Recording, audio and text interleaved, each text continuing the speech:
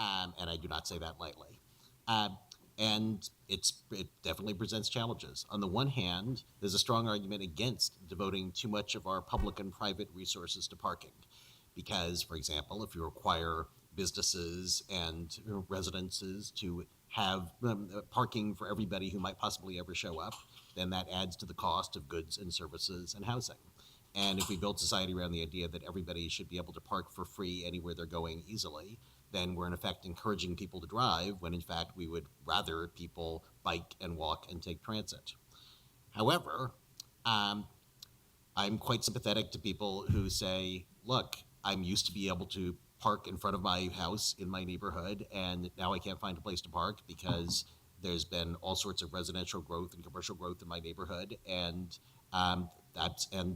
now suddenly what was easy is really hard. And also, although ideally we want everybody to bike and walk and take transit, the fact is that we live in a city that does not have the New York City subway system and does not have the Copenhagen bike infrastructure.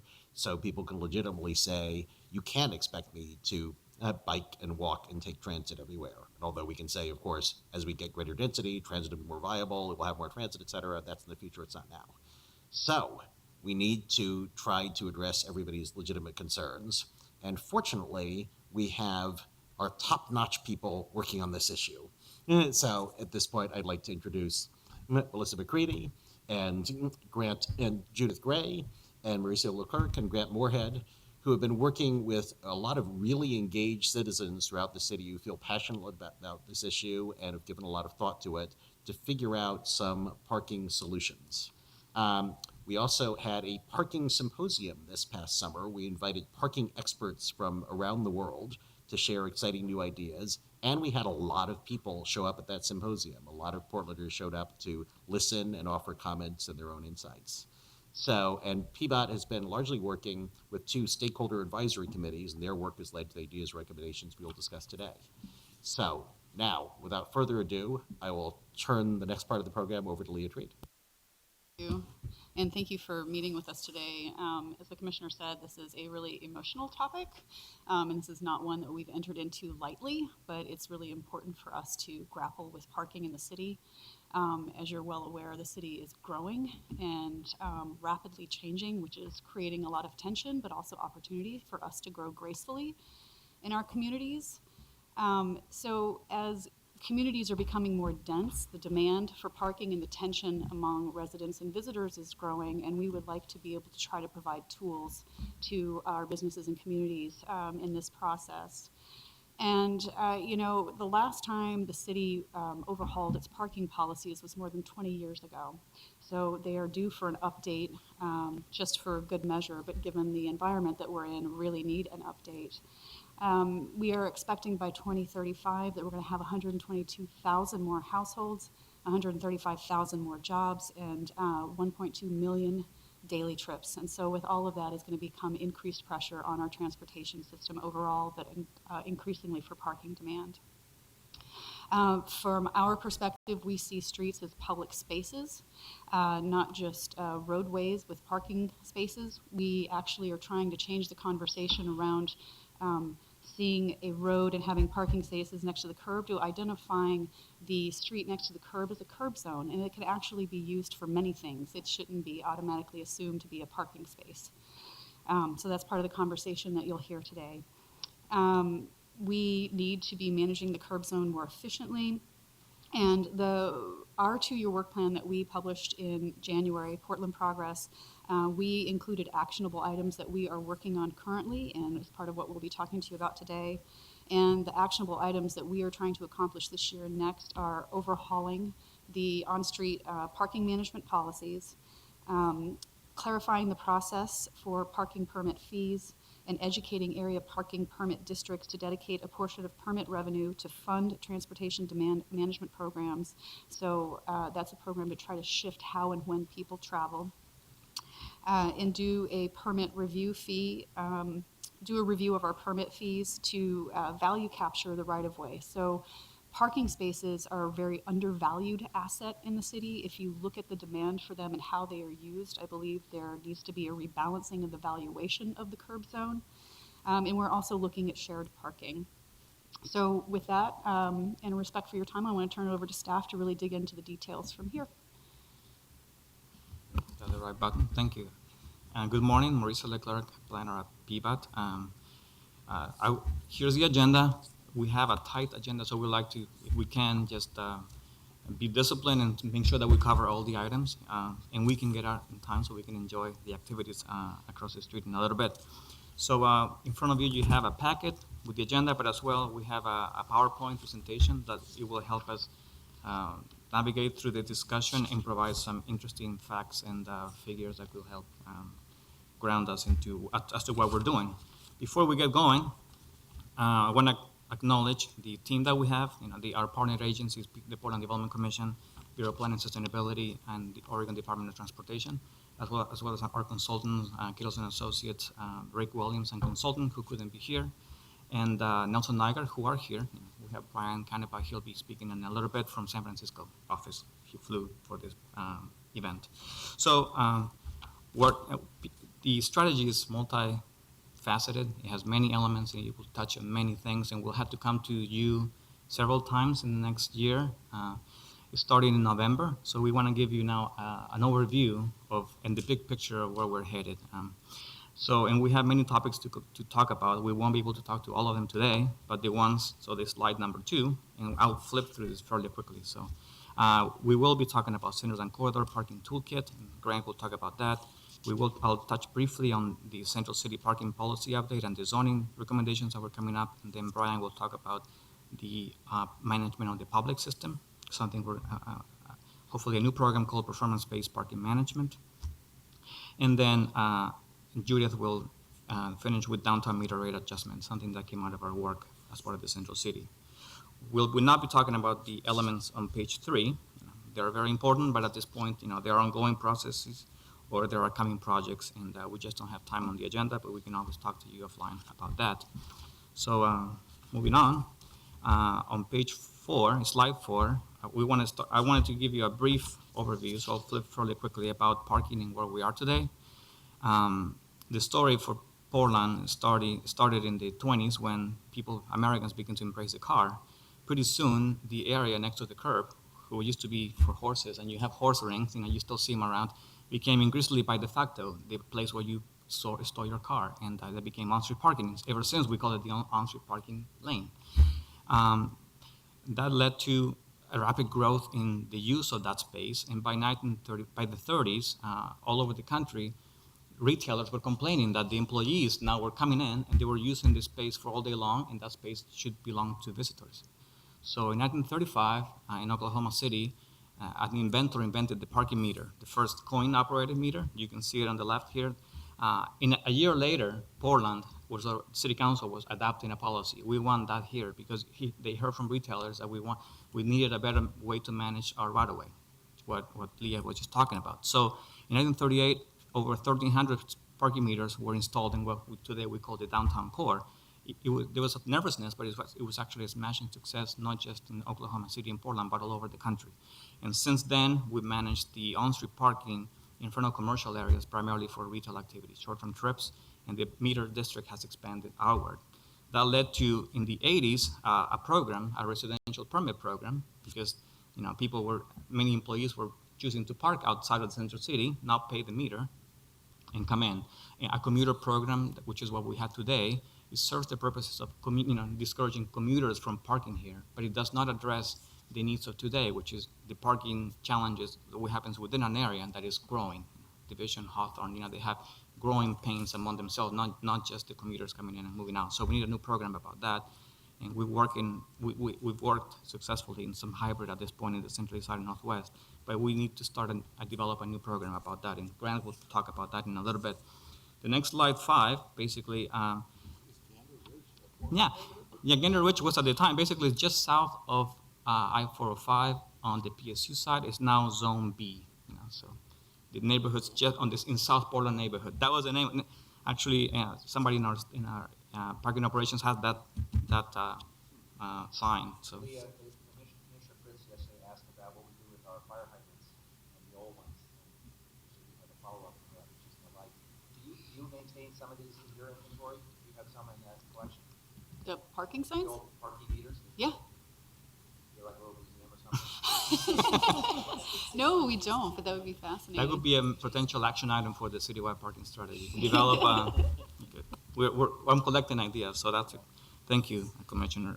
So basically, because we began to prioritize the use of the space, public space, to short term, there was a demand for employees to come in and park and drive. So slide 5 shows what was happening since the 30s through the 60s, that developers began to tear down old buildings, dilapidated buildings around Old Town, obsolete buildings because they did not have parking, and it led to a whole reshaping of the downtown. And basically, a quote from the time is that we were destroying downtown in order to save it.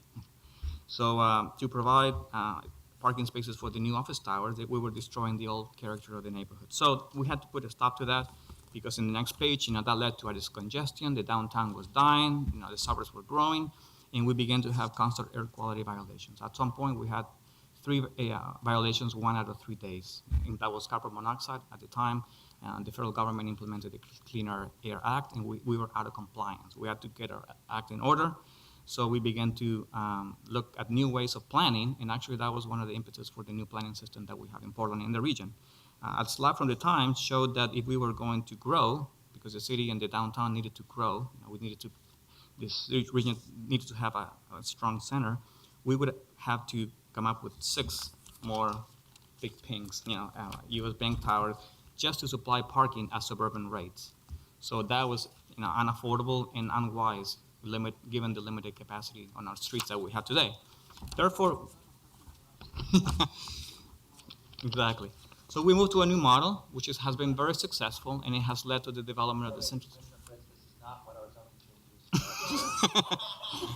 This did not authorize this kind of development. Yeah, the West Quadrant did not authorize that. So we moved on page 8 then to a new paradigm, and we've been very successful at it. Compact development, instead of relying on large lots with surface parking lot and low density, to accommodating greater density in smaller spaces with smart parking policies surrounded by a well-developed transit and multimodal network. So we've been successful in the central city. We're successful now in areas like Division, Mississippi, and others. Yet we're now at the instance in which we are very successful, to the point in which we are having growing pains in the parking sector, because there's a spillover effect that happens when people from outside the area, even within the area, begin to drive into these commercial areas, and parking begins to spill over into single-family neighborhoods. In addition, we have new development, and they're choosing to leave their car long stored on our streets. So, and that's why we developed a new program, and we have a new committee, and Grant will pick it up from this slide on in a little bit. So we'll be addressing that, and we have many tools for that.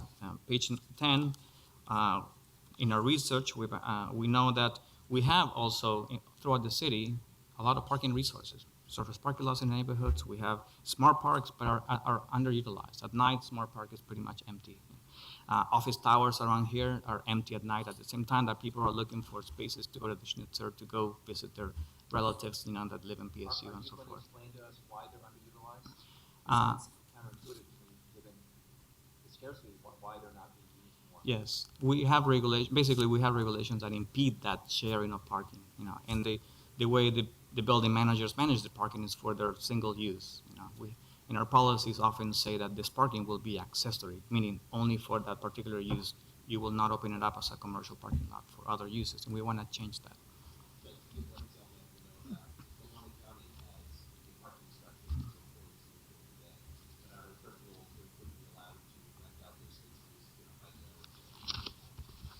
Does this also pick up the issue we previewed a while ago about, like, the U.S. Bank in your southeast that has a lot that after hours they can't use for parking, and there is becoming a restaurant row, but maybe with changing the law they could provide some parking in activated space? Yes, so instead of having a sign, if you park here, you will be towed. You say you're welcome to come here and stay and shop in our district. Just one comment on that. The inner southeast around, say, just off of Morrison, there's 2 things that we've heard from the community. One is actually the need for parking, but 2 is activating dead space, because those spaces become attractive nuisances after hours, and by having parking on them, you accomplish 2 goals. Great. for the record, are you going to be proposing that they can only give it away or that they could rent it out as well? They would be able to use it as a commercial space, so they could be rented out. So in the central city, there's an additional layer which is not allowed, but also the code was written in a very complicated way to address air quality concerns. So now those opportunities are not present, and we want to be able to not just allow for the sharing, but also simplify the code quite a bit. People spend a lot of money paying attorneys to determine what the code says, and we want to be able to do away with that. Next is, To what extent is air quality still a limiting factor? Or is great question. I was going to come back later. Since 1987, we haven't had a carbon monoxide violation. Now, the air quality issues are regional, and Metro does that for us, and we're in compliance. We have what we call sniffers, throughout downtown, and they haven't had a violation since '87. So, But we do need to be mindful of that so that we don't create a new problem. yeah, and in this case, we continue to move towards greater mode split for alternative modes, so that we do not create. In this case, we don't add to carbon emissions, which is the big problem today regarding air quality.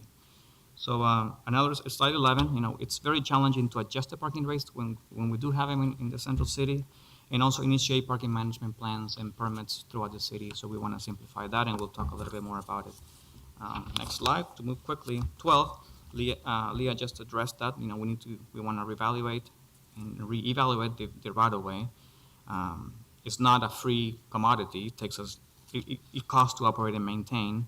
But also it comes with opportunity cost. In many cases, parking may not be the best use of that space. It could be a travel lane, a transit lane, a bike lane, curb extensions, larger trees, street trees, public art, etc. So keep moving on. 13, the idea would be that we come up with a citywide parking strategy that addresses today's problems, but tomorrow's as well. So we would develop a suite of tools, some of them new, that we'll be able to tailor in the future to specific circumstances. So this slide is intended to reflect that as areas intensify, that would be going from the left to the right on the x-axis, horizontal axis. Downtown being the densest, it would probably need the most intense applications. But in areas like Alberta and Hawthorne, we may start with newer, lower-hanging fruit applications first, and we'll be able to move up as areas intensify before this parking situation gets out of hand. So maintaining our livability. Where on this chart at page 13 does park and ride fall? The idea that we want to encourage people to drive to a max stop, park, and then leave their car out of the center. It could be on the higher end. Providing new parking is typically very expensive, and we want to be able to use other tools before. Having said that, the lateral system allows us to expand, incur that expense because of that larger transit system. So we have, as the Commissioner Novik said, we have two committees in which we work on this. One is for the central city, and over 30 stakeholders, neighborhood, business associations, organizations, affordable housing advocates, modal advocates, and the same for the centers and corridor, which Grant manages, and that's for commercial areas outside of the central city, and that you can see some examples here, Hollywood Division 28, and we have also broad representations from those areas throughout the city. On top of it, we have the Transportation System Plan, TSP, Technical Expert Group, TEG, that we meet frequently with them to talk about the larger policy issues and make sure that what we're coming up is consistent with the larger comp plan and TSP objectives. So page 15, a little bit of our products. We'll be coming back with council starting in November for the downtown parking district meter adjustment. Also, the TSP language coming out in the comprehensive plan has some new language on parking, especially relabeling the on-street parking zone, the curb zone, to move away that expectation that it's always going to be for on-street parking. The creation of a new residential permit, likely early spring 2016. A new policy to create performance-based parking management framework. And then the parking policies of the Central City will be tied into the Central City 2035 plan that BPS is going to bring here approximately summer of 2016. Next page is the timeline for the topics of today. So we have about 2-3 meetings with our committee before we begin to write recommendations for to bring you back here or bring to Bureau the Planning Commission, depending on what the topic is. So this is where we think it's timely to get an early feedback from you on these topics as we wrap it up. You know, having survived the debate around parking in the 23rd Street area, I'm sorry, which was a multi-year process with lots of controversy. At some point, could you give us a preview of where the hot spots are going to be here? What are the areas where you think it's likely we'll get consensus among a broad group of stakeholders, and where is the rubber going to hit the road, to forgive the pun? Yes. So with that, we'll want to move into the first item in more depth. In Grant Moorhead, we'll talk about the Centers and Corridor Parking Toolkit primarily. Thank you. Yeah, Commissioner Fish, that's a good segue, actually. We've been working with, in addition to the Central City Committee, we have a neighborhood committee represented by people citywide that are looking at parking issues in neighborhoods outside of the Central City.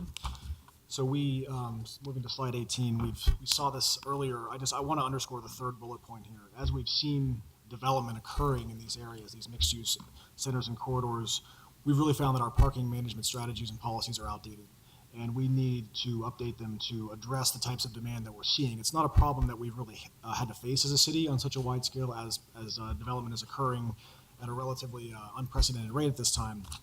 That was kind of the impetus for doing this entire parking policy overhaul, was feedback from the community about how what we're doing currently is not really working for them. So if you think broadly, move to the next slide, please. If you think broadly about 19, about how we manage parking, there's really a kind of a three-legged stool of parking management. And the first item is the parking supply. So how much parking do we have to build? And that's something that the council addressed back in 2013 when new minimum parking requirements were adopted for multifamily developments. In adopting that ordinance, the council directed PBOT to come back to you with a revised permit program, and that's another kind of main focus of what we've been doing. We have a permit parking program that Mauricio mentioned. It's been in place since 1981. It's called the Area Parking Permit Program. It was designed to address a very specific issue. It's designed to address commuter parking. So if you look at the criteria to establish one of those areas and how we manage the parking in those areas, it's not very well suited for growing dynamic commercial areas that have a lot of residential and commercial activity going on at kind of the same time. Grant, just to clarify what you meant by commuter parking, maybe everybody remembers this, but it was addressed specifically the phenomenon of commuters come in from outside and park in a neighborhood in order to take transit or walk or something into the downtown.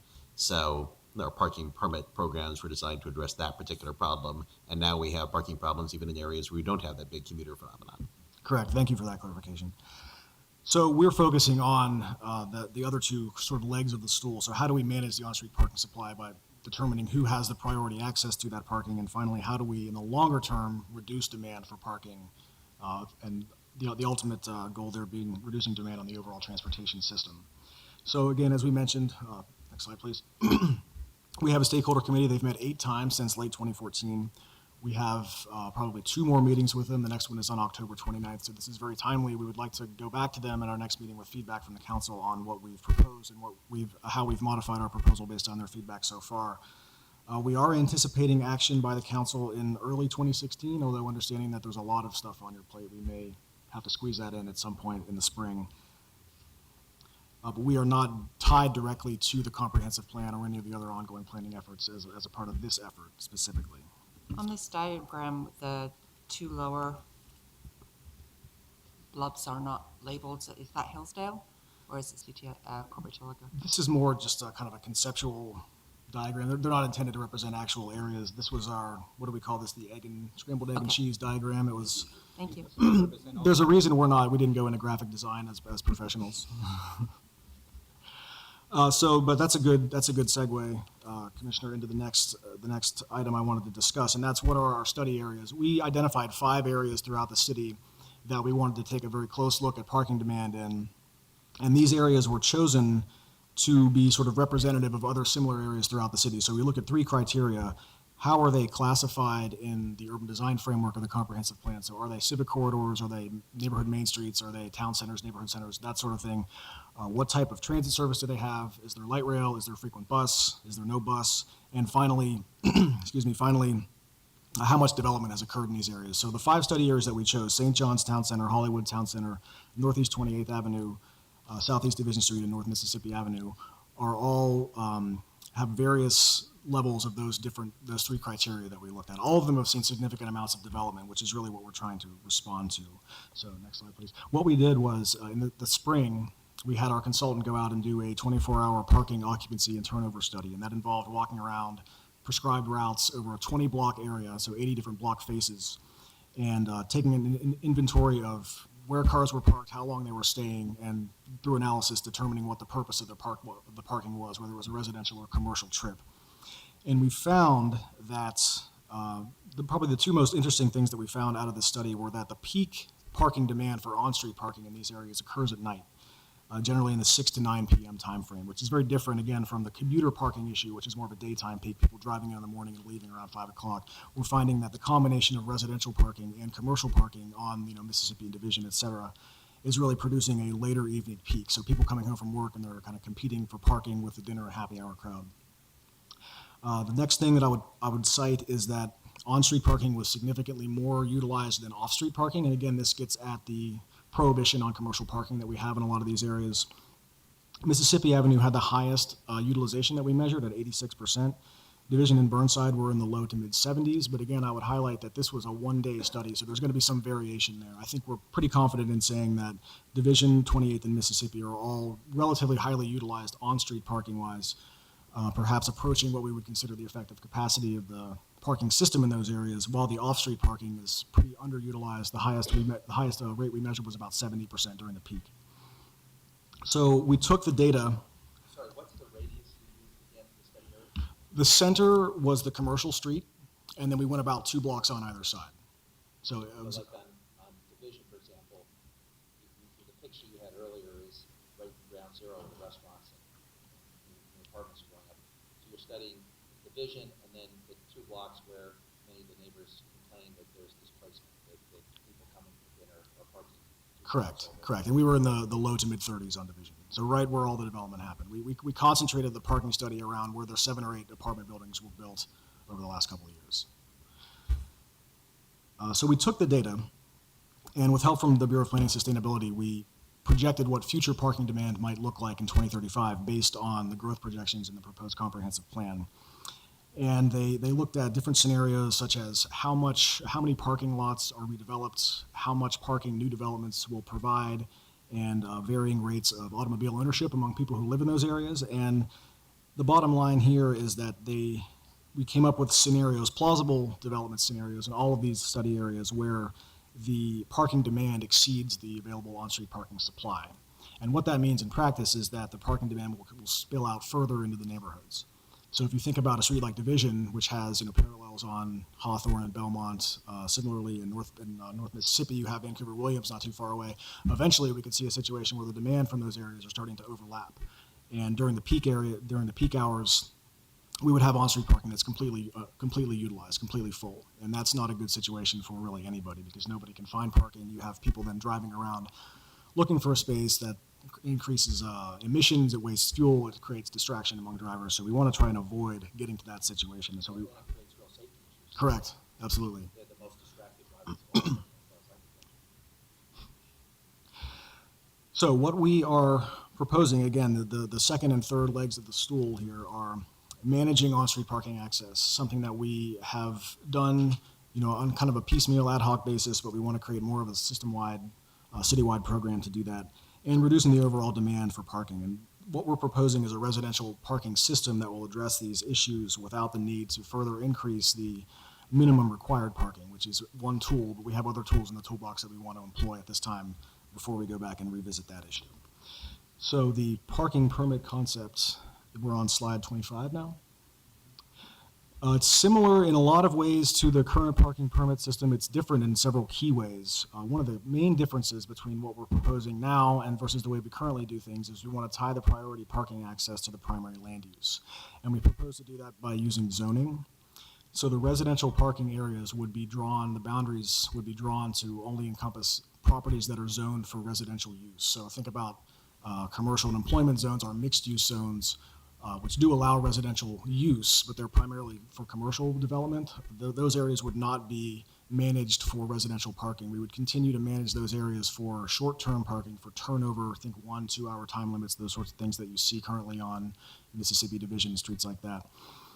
Within the residential zones, we would have anybody who lives within that zone would have priority access to permits. This would be the process to establish one of these areas would be similar, if not identical, to what the current process is, where neighborhoods opt into the program. So there's we work with the neighborhood association to draw up boundaries, and everybody within those boundaries gets a ballot in the mail, and they have a chance to vote whether or not to establish one of these areas. That's the way we've established the 12 existing permit areas, and we would propose to continue that process as part of this new concept.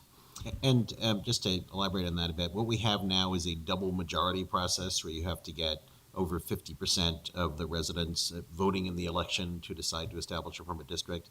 And right now we require a 60% vote in favor. That's something I think we might want to consider. Maybe it could just be 50% of the people in the area vote, and if 51% want to establish a district, we could establish it. So before you go into the details, I'm not really understanding the concept. If you want to go visit Hawthorne and go to dinner and a movie, how is the permit system going to help in that situation? Well, the way that it would work, each neighborhood would have a committee that's has a neighborhood and business representatives on it, and they would develop a specific implementation plan where details like what types of exemptions are there. Is it 2 hour except by permit, 3 hour except by permit, that sort of thing.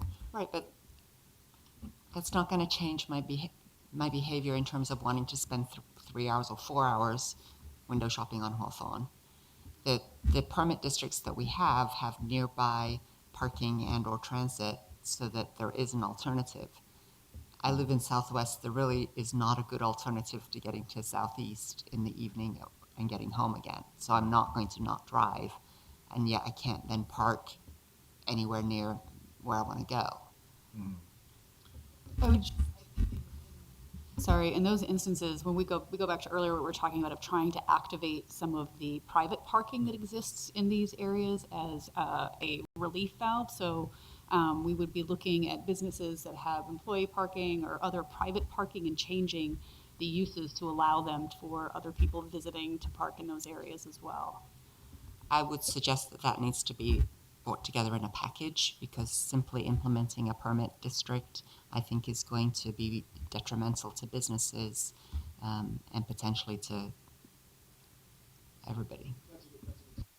But I mean, we do have, of course, these permit districts like in Northwest where people, this time-limited parking and residential permit system, and it can be hard to find. But also now we're implementing parking meters to set aside some places where there is fast turnover, and that's where we expect a lot of the shoppers to park.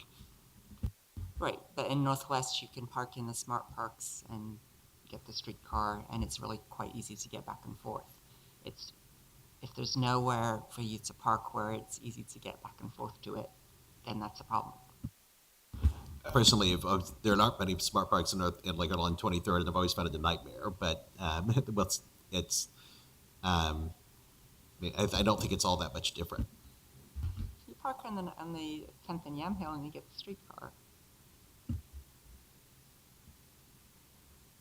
And there's you could park at 10th and Madison and take the number 4 bus up Division too. I mean, there are options there as well. I mean, what we're trying to do is give residents who feel like they don't have a place to park some tool to use to manage parking. And I mean, we do have 2 hour time limited places for visitors and other places, and we are going to try to open up this unused surface parking so that it can be rented out to people. And in some places, we might eventually conclude that we need meters to address the people who are coming in to shop or restaurants, as we are in Northwest. Yeah. Also, the zoning would dictate where we do that. So along the commercial corridor, we would not have permits there. That will continue to be a priority for for visitors and short-term customers. And to your point, Commissioner Fritz, we have been working closely with the Bureau of Planning and Sustainability on their mixed-use zoning project, and it's through the zoning code that this commercial parking allowance would be extended throughout the city. So we are working with them, and this is part of a package. We haven't quite wrapped it all up yet, but that's a very good point. Just one piggyback to what Amanda said. Just as I find it very difficult to find parking to go to Cinema 21, I find it almost impossible to get parking to stop and pick up the pizza at Escape from New York. And that short term, that real short term parking means you end up spending an awful lot of time driving around. And I think I'm illustrative of a growing number of people that are likely to pick up their food and go home at some place, or pick something up and go home. And that parking, that super short term parking, is extremely difficult. And I'm competing with people who are there for spending the evening, but it's really extremely difficult. And in my neighborhood of Hollywood, there's some restaurants and places have come in that cater to the short term. Pizza places where you go and pick up a pizza. It's getting harder and harder to find parking, interestingly, on Sandy for that. So just food for thought. So as these permit areas are rolled out, we would work closely with the neighborhood to identify what are the short-term parking needs, what is the nature of the business, what types of turnover do they expect and do they need to have. That's going to vary on a case-by-case basis. So our current practice would remain the same, and we would continue to tailor those types of elements of the program to each neighborhood.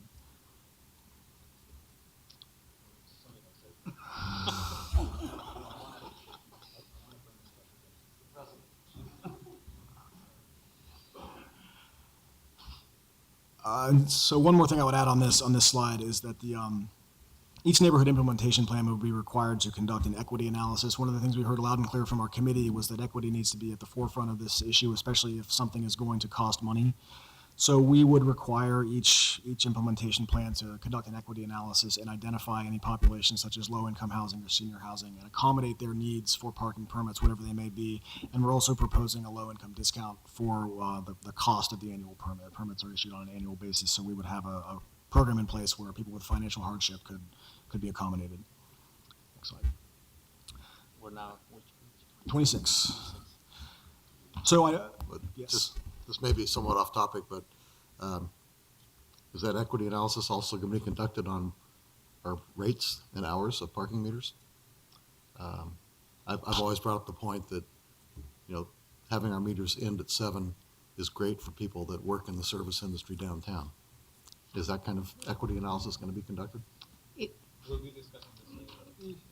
It is a big topic.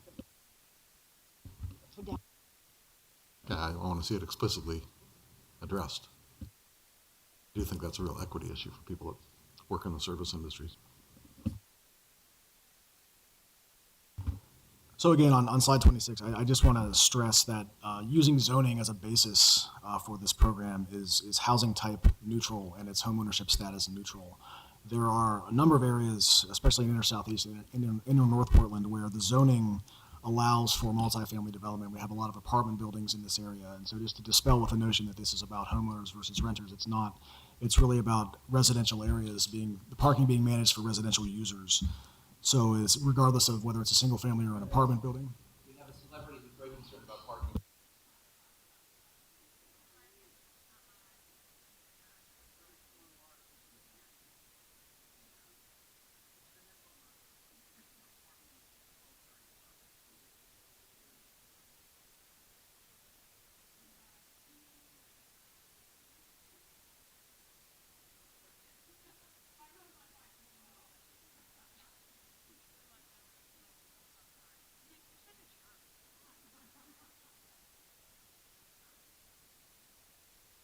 I don't think her microphone was on when she made that comment, so it's not in the record.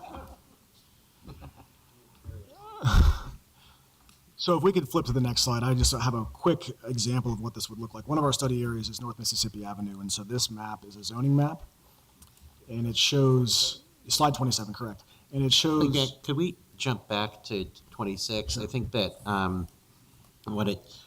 we talked about the escalating fee structure, but another bullet is that we're anticipating that residents with access to off-street parking would start at the second tier. So that means that if you have your own garage, then you are going to start at the second tier. That's correct. That's an important point that I inadvertently overlooked. We are currently, our permit system, every permit costs the same amount. It's currently $60, but if you have $60 a year, so if you have 10 cars, you can get 10 permits, and they all cost you $60. What we're proposing is that subsequent permits would have an additional cost associated with them. So your second permit would cost more than the first, the third would cost more than the second, et cetera. And that people who do have access to off-street parking, in an effort to encourage them to use that parking, we would start them off the second tier. Because in essence, what you've done, if you have a driveway, is you've taken an on-street parking space and through the curb cut, prohibited anybody from parking there and put the parking on the private property, which is this thing working? Which is fine. That's a very common thing, but we think that should count in the calculation. Also, a key reason is because we would like to cap the number of permits to match what's available on the ground. Yes, so the next slide shows what this could potentially look like in one of our study areas. Mississippi Avenue has, the red area is storefront commercial zoning, the purple area is an employment zone, central employment. That is the mixed-use area. That's where a lot of the new apartments on top of retail development has been happening. The surrounding areas are residential zones, so everything from R2.5, R1, R5. Those are the residential areas where we would manage the parking for residential use. And what I've drawn around there on the dashed line are just showing you where those boundaries could potentially be. This is not something we're proposing. It's not something that we're proposing to act on at any time. It's just an illustrative demonstration of what this could look like. So the final slide that I have is this table. And it really highlights the differences between our current permit program and what we're proposing. So again, the purpose of this is to manage parking in growing mixed-use areas, areas where parking demand is likely to increase. We don't have the types of commuting issues that we've traditionally been addressing. We'd like to draw the permit area boundaries based on the zoning. Currently, there's no relation to land use. They can span zones, they can span neighborhood boundaries, they can span barriers such as freeways or large arterials. We want to have a more rational basis for that. The current enforcement model is 8 a.m. to 6 p.m., again, responding to that daytime peak of commuter parking. We're offering an overnight enforcement option because typically the residential parking can be most difficult for people later in the evening, potentially even overnight. So that would be a new program that PBOT would offer. Significantly, Mauricio mentioned this, the number of permits issued, we don't currently have We don't currently have a mechanism in our code to cap the number of permits we issue. So again, in some areas like Northwest and the Central East Side, we issue as many as twice the number of permits as we have available parking spaces. So people have come to call them hunting licenses, where you have the right to look for parking, but you may very well not find it. We want to move away from that model, have the permits be a more effective tool. Is it my voice? No, we have a technology upgrade. So Okay. To have the permits be a more effective tool in managing parking by capping the number of permits we issue based on the actual supply of parking. Again, we would want to allow for permit areas to have a per address limit. Currently, there's no limit on residential permits. Again, if I have 10 cars, I can get 10 permits. Maybe 5 would be a more reasonable limit, maybe something less than that. But we want to give permit areas the ability to create that kind of program where they can establish those limits. The process would be the same. We are not proposing to really change how they're established. This isn't something that we're proposing to go out and impose on neighborhoods, but rather have it be another tool available to them in their parking management efforts. The cost, again, we proposed an escalating fee structure, whereas currently it's every permit costs the same amount. And finally, the equity piece. The current permit system does not address equity at all, and we would propose that each permit area have an equity analysis that accommodates the needs of in particular, low-income populations. How do you propose in that restricting the number of permits to the number of parking spaces? Supposing there are more, how do you propose to allocate the permits if there are more people wanting them than there are spaces available? That's a great question. So the way that we've framed this up is that people who live within the permit area would have the priority access to permits, and then people outside the area would have access to them, but they wouldn't be as part of that priority group. So the way that it could potentially... But what if there's more people in the priority group than there are spaces? Well, I think based on the general land use patterns in most of these residential areas, largely single-family, relatively low-density apartments, I don't think we would have a situation where the initial priority sales period would tap out the supply, because there's just generally tends to be enough parking in these, low density residential areas. If So it'd be first in, first, in the event that we did reach the number of permits available, there would be a waiting list maintained after that. This is a relatively new concept. We weren't able to find cities in the United States that do this. They do this in Toronto, but I believe we would be the only U.S. city that does not issue the hunting license model for parking permits. Actually, I want to point out, these are the main questions we wanted to talk to you about because these are significant changes. So we've been talking about a couple of strategies that Grant has been kind of going over a little bit, but this is the kind of feedback I think we need. see, what I would envision is that you've sold all the permits in an area, somebody new comes in and says, well, I don't qualify for a handicap parking spot, but I can't walk 10 blocks with all my groceries. What are we going to do then? So it's a tough question because, I mean, if you don't limit the number of permits, then you can get to a point where there's far more permits than there are spaces, and everybody who lives there, including people who've lived there for short time or long term time, that have to drive around or park really far away and never know when they get a parking space. I mean, if people know that there's a limit, then, and if the number of permits is already taken up, then that's something that you could take into account when you move into an area. It's like, okay, I can't necessarily count on being able to park within in front of my house or within 2 or 3 blocks. And you're limiting the kinds of people who can live in an area. If you have 3 small children and you have the aforementioned mobility issue, you then are not allowed to live in that neighborhood. But if you have an unlimited number of permits, then you're actually limiting the number of people who can live in the area also, because every night you've got potluck and you might have to park 6 blocks away. You might get lucky and get to park in front of your house. So having an unlimited number of permits does not mean that everybody will be able to park where they want to park. I think I'd prefer leaving it to the residents to figure that out rather than the government saying, no, you can't live in this area. We are asking what we're talking about is giving the residents tools to use to say that the residents of an area can apply to have a permit parking district with certain parameters. So in all cases, this is going to be self-initiated by the residents. Currently, they're not. The existing permits are associated with a car. So you come in with your proof of residence and your proof of vehicle registration, and that's how you're issued a permit. We don't currently allow them to be transferred. So if a permit is on a car, it's not the car for which it's registered, they can get a ticket. Correct.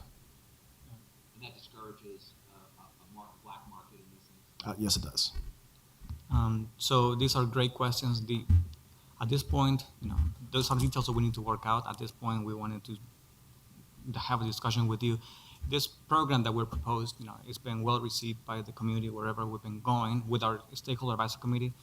The direction is to proceed to develop the program and come back and work with another committee on these answers and come back to you maybe early next year with a more definitive proposal in which we talk about these details. But I think we have to think about how are we welcoming new residents in. I mean, it's almost like the no Californians here, but it could also be the nobody from Southwest goes to live in Southeast rule too. And it would be interesting to know what is the capacity versus what will be the demand and how quickly are we going to hit the cap. Commissioner, what would you suggest we do instead?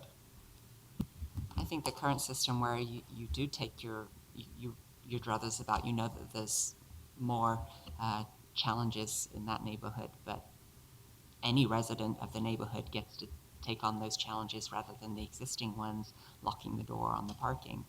Seems to be fairer to me. And besides which, what if you can change the registration on your car? If you decide you want a vanity plate or something, you then apply for an amendment to the permit? Or if you get I'm not quite following the... You would be able to update your license plate. So the way for us to enforce the permits is by license plate. So that would be one of the mechanisms in which we enforce is through license plate recognition of these permits. And we're way in the weeds on how we would do this, but there's a lot of options that we're discussing, and so we're just trying to figure out how to implement them in a way that is useful to everyone. And through the stakeholder committee, we've been trying to work through all of these different tools. How we actually implement them, we haven't completely vetted.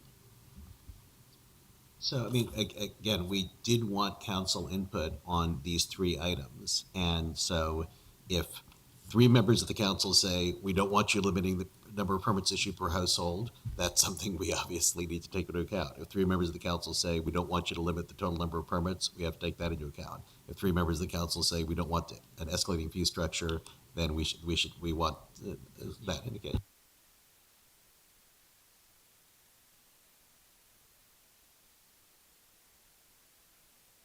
It is currently a cost recovery model, yes. And this would be a policy change that would move us away from that, that would give us the ability to charge above and beyond what cost recovery might be. And there's a potential to use that money for additional transportation demand management services within the neighborhood itself. That's part of our transportation system plan proposal, is to enhance the level of TDM services that PBOT provides. And this may be one potential way to address that issue. So I believe we're not allowed to make decisions at a work session. I'm just flagging this as a concern that I have. Obviously, your process is going to continue, and if the stakeholder group says this is what they're recommending, it'll come to council. I just anticipate some concerns along the lines that I raised.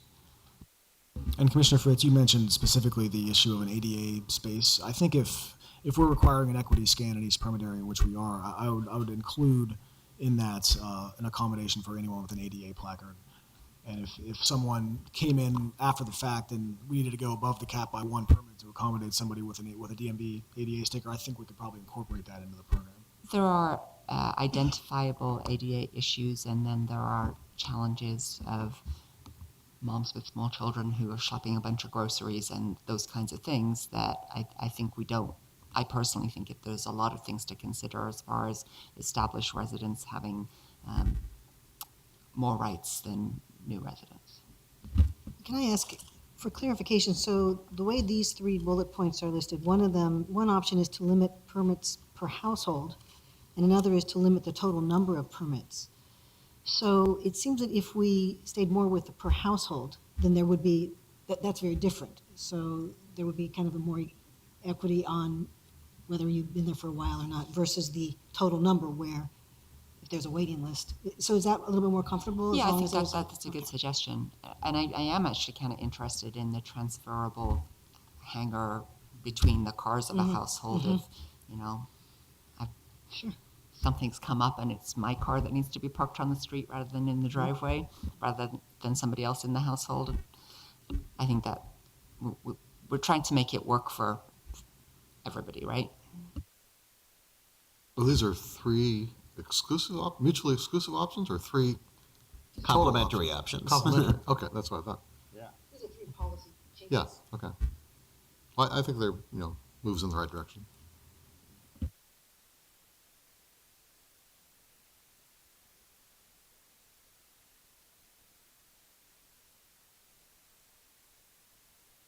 So as president of the council, I'm obviously handing over to the mayor, but we are a little behind on the time schedule. Thank you for the segue, Commissioner.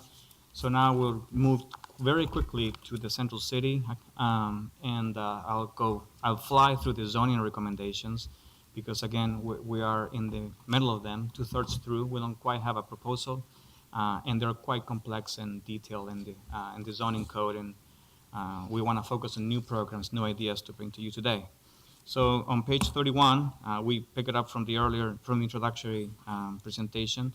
The Central City has a very complex and mature parking management system that came from the 70s when we had air quality violations. We've done fairly well back then. When we were under violation, we implemented a parking lid in the 1975, which put very restriction. You will not build more than about 39,000 parking spaces, and no new surface parking lots will be allowed. And that was coupled with substantial transit service as a way to make the downtown grow, and that was a key strategy for the downtown plan. By the 90s, we were approaching. We were successful in building the downtown, and we were meeting that cap and that growth was not continuing to happen. So in air quality, we had not had a violation since 1987. So the question came, should we relax those restrictions and come up with a new model that would allow us to grow with livability? And that became the CCTMP, Central City Transportation Management Plan. I believe the mayor was a leader in that effort. Took many years and came up with a whole new architecture that was codified in the Title 33, 510 Central City Plan District. And it has served us well. We pinched the supply, we put parking maximums, but we allowed the growth, and we allowed the growth of the Pearl District and now the South Waterfront and Lloyd District.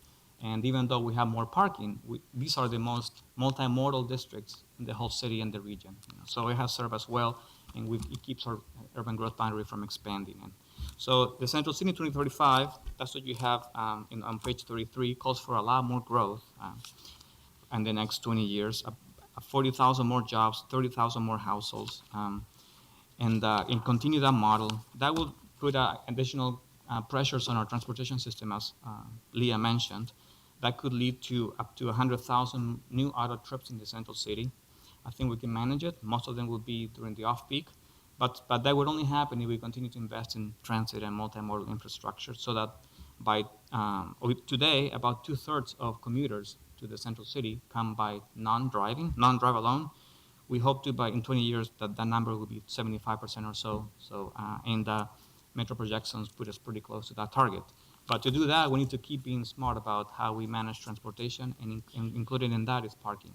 So we're updating the parking policies today. It's not a revolution, it's more of an evolution, simplifying what we have, updating it for today in the 21st century. The key concepts are on page 35, encourage the development of the Central City, support the multiple goal targets established in the Central City 2035 plan, introduce greater flexibility, how parking can be operated in private and public lots, limit the growth of parking, meaning keep those parking ratios, and simplify existing parking regulations. Just pause for a moment. Yes. I guess one of the questions I want to just have in the air while we're talking about this and the comp plan is, okay, so we made surface parking lots in non-conforming use in 1975. How many of them are gone? And we're going to be pushed and encouraged to make that, set a clock for when those uses are not just non-conforming, but not allowed. So that issue, the other fact of life is a lot of those areas that are grandfathered surface parking lots are now food service uses, because they're mostly food carts.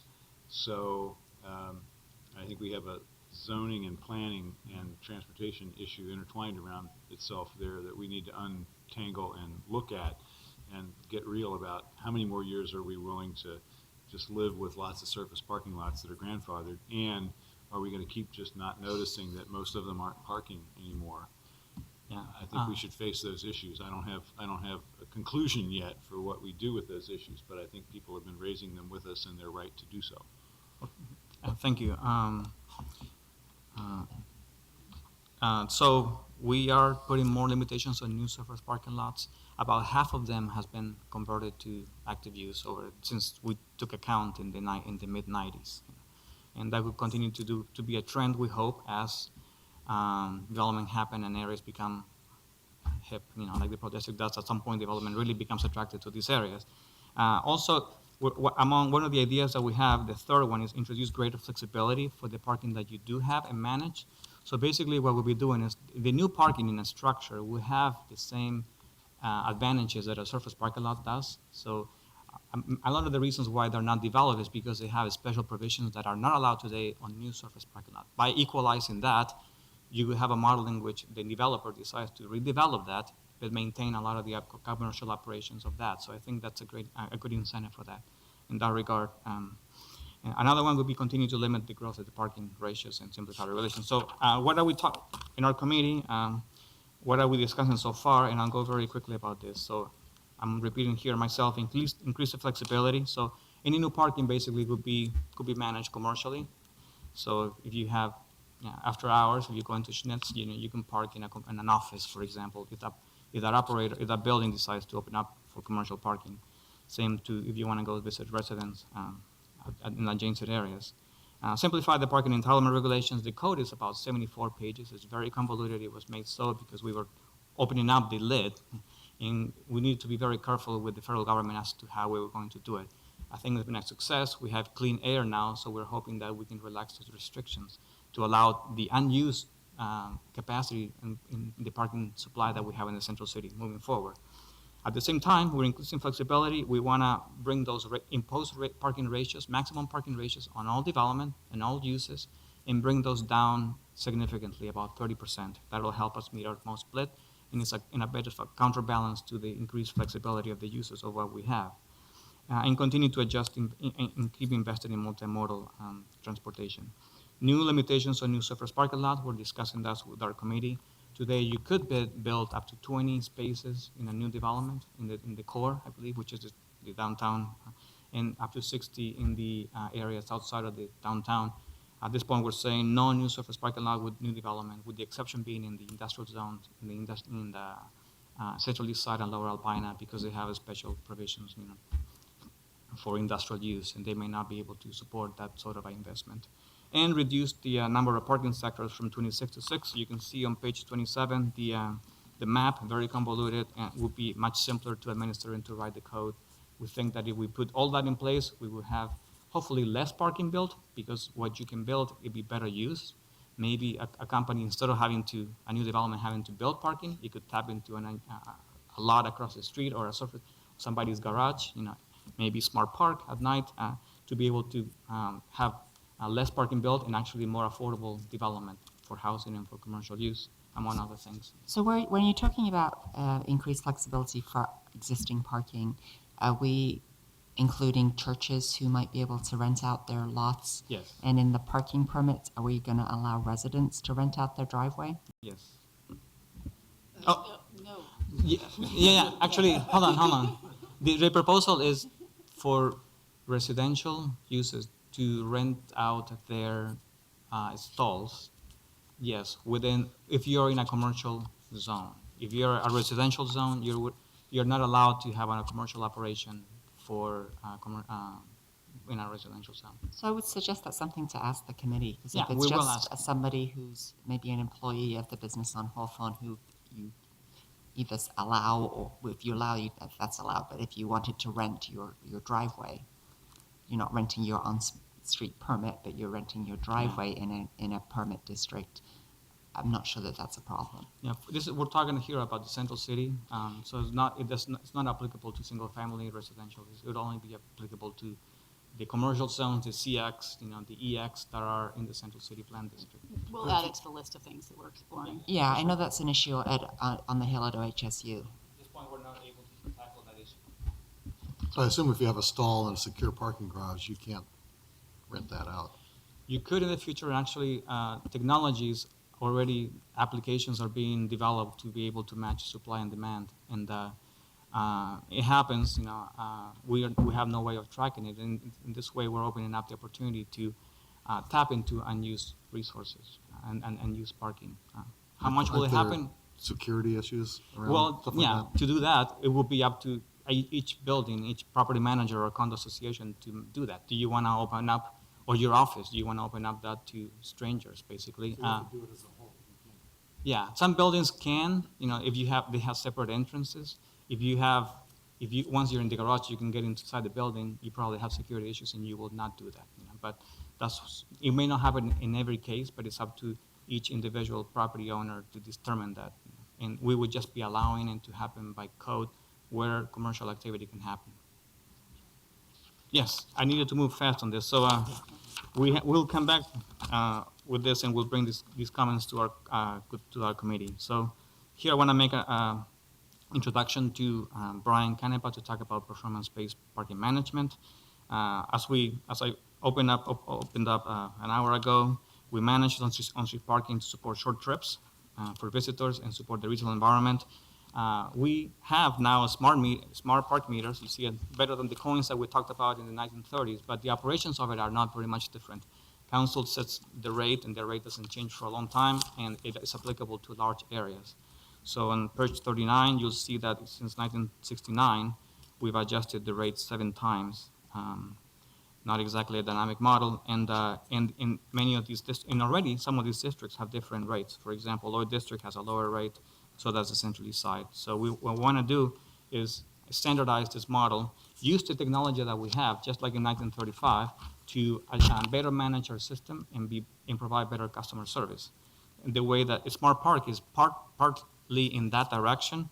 In page 40, we do manage for visitors, but the rates, the all-day rate can be adjusted, and we use a performance measure, an occupancy performance of 85%, to be able to do that, and we can do that administratively, at PBAT.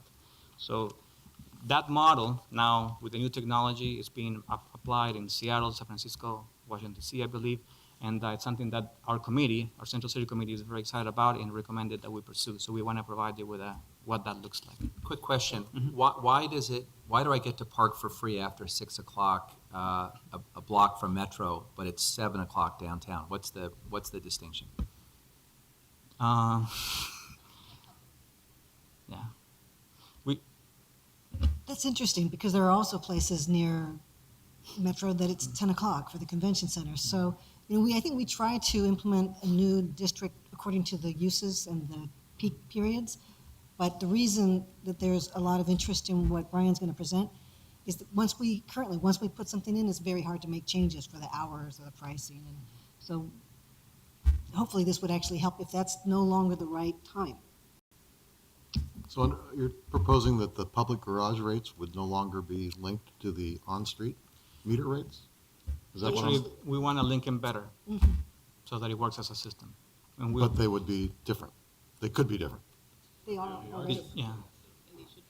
I thought it was $1.60 an hour in the garages. Right now, it's somewhat accidentally, a nice accident that they are the first 2 hours matched, but it isn't consistently that way, and it isn't by a specific time in policy. That is definitely something the committee will want. I thought it was, yeah. That we had a policy. The policy should be that it should be actually, you want to encourage people to use the garage rather than drive around on the street. So you'd want to have the price be slightly lower in the garage. It has not worked out that way now, and that's actually something we're aiming to restore. I don't support that the director can adjust the all-day rate administratively. That is current. It always comes to council, though, which is part of the budget. It's listed. Oh, I don't know when it changes, but the PBOT director currently has the administrative authority to manage the rates in the Smart Park garages. And it'll come to council in our fee schedule, because we have to have the appropriation to recognize the revenue coming in. We've had multiple robust discussions about fees at parking garages, and I'm going to get blamed for whatever you choose to do. So even though I'm not the PBOT commissioner, so it seems like, although I recognize it's challenging to get through the budget process and the decision-making process for meter rates, that's something certainly that the business community cares a lot about, and so do downtown shoppers and parkers.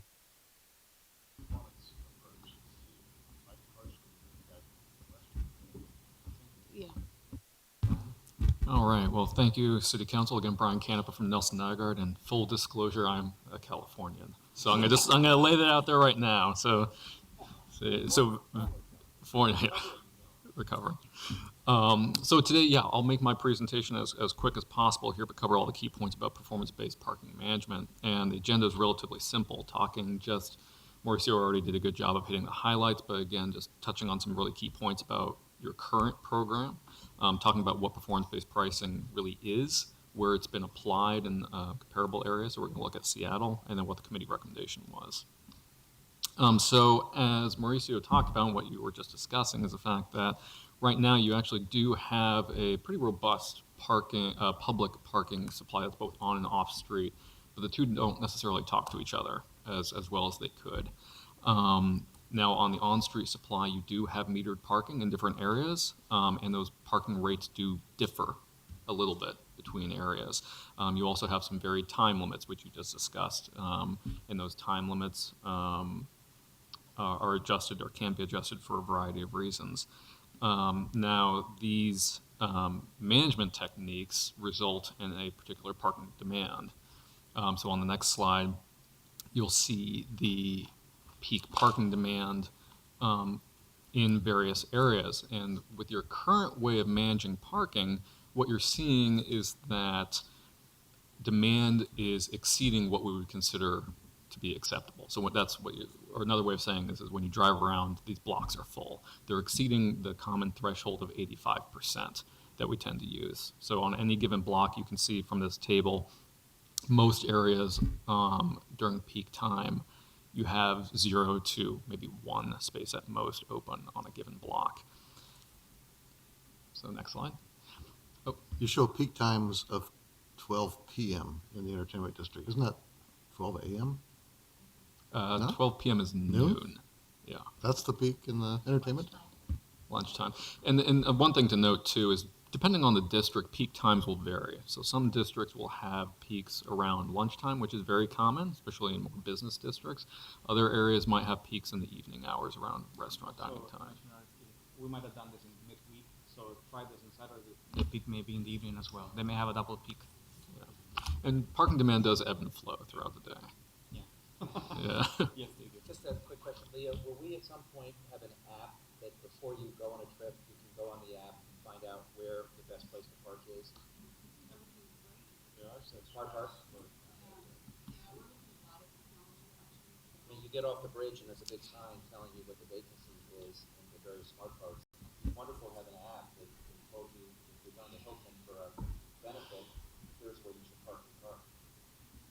Thank you. Yeah, we'll look at, if I thought maybe you were talking about, on the street, it would require a lot of technology to be put in the ground, like LiDAR strips and stuff. Yeah, that's a great idea. right. Yeah, Yeah, they are, yeah. they are. We want to open up the policy to have that sort of technology help us in the future. It seems like the parking meters, since they're going to be all cell phone activated, that you know whether, somebody knows whether there's a car parked at it or not, or at least it's been paid for at the time.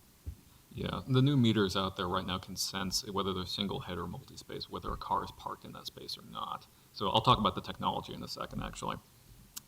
So what is performance-based pricing, and why do we, what's the point of it?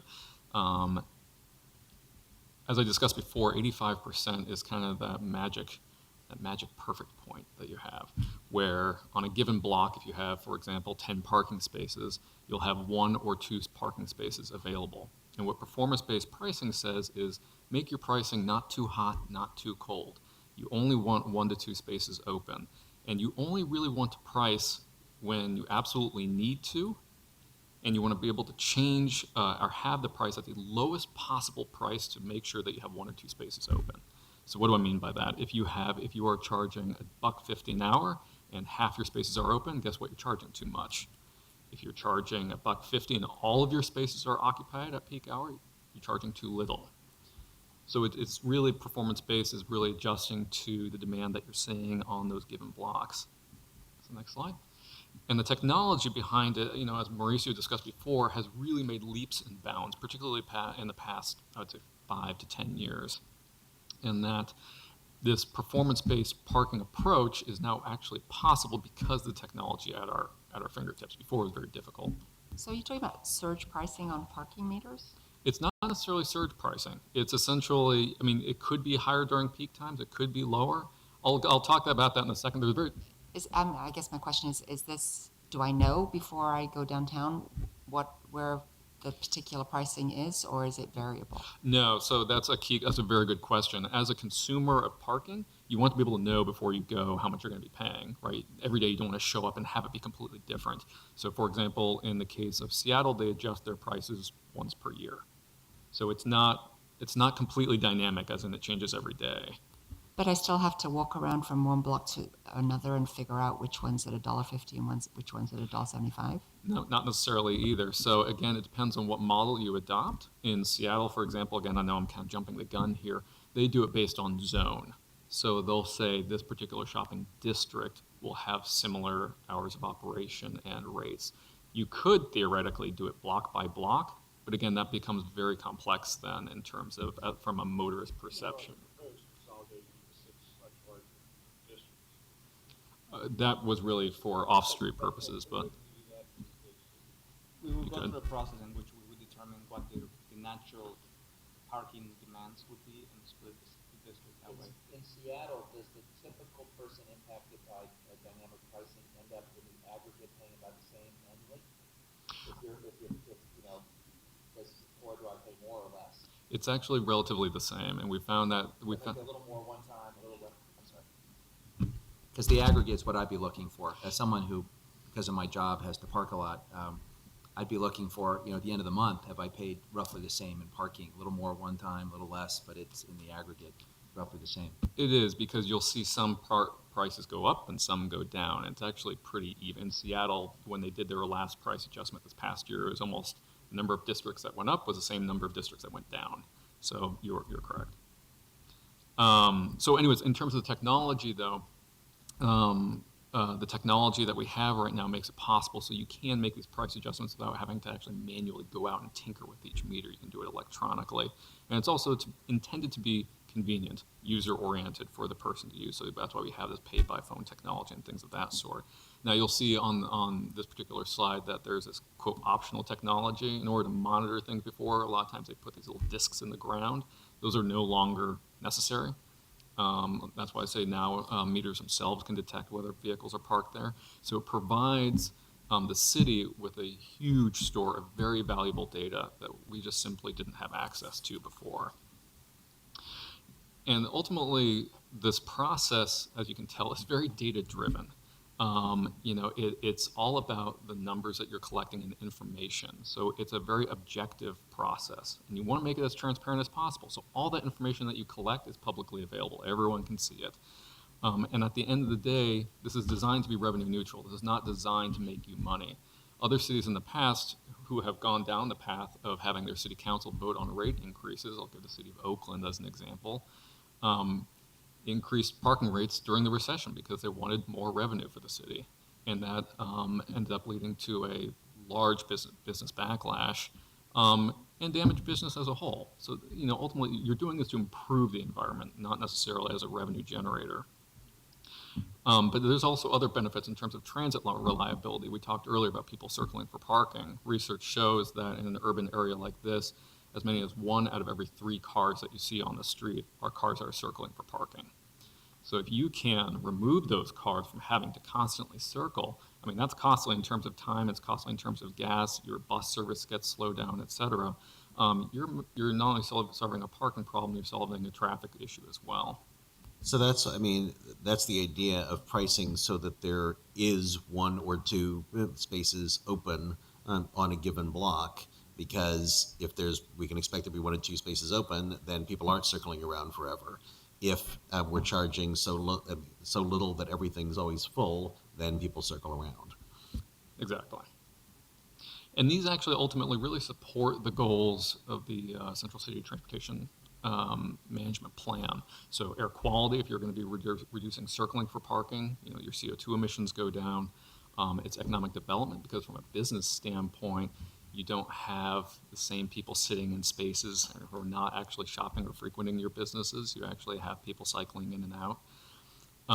It meets your mode split goals and better because you actually increase transit reliability. In terms of linking it better with your off-street rates, it actually goes a long way towards equity, not only in terms of transit reliability, because your transit riders actually get there sooner, but if you are going to be, let's say, in an area that you're going to be saying, oh, I'm going to raise my on-street rates a little bit, vast majority of places I've ever worked, your off-street rates come down. And so if you're concerned about employees trying to find affordable parking or things of that sort, that's oftentimes the case. Most cities that we work in, we find that municipalities tend to overprice their off-street parking because they try to link the cost of constructing that parking rather than the actual demand for that parking. That makes sense. So next slide. So in terms of how Seattle's probably the best comparable example. There are jurisdictions across the country that do this, mostly big cities now. But their goals are very much in line with what you would have, or what you do have, I should say, in your CCTMP. And it's really about allowing customers to be able to find spaces, or motorists, I should say, when they need them, being able to conserve fuel, reduce your environmental impact. And ultimately, their directive is relatively simple.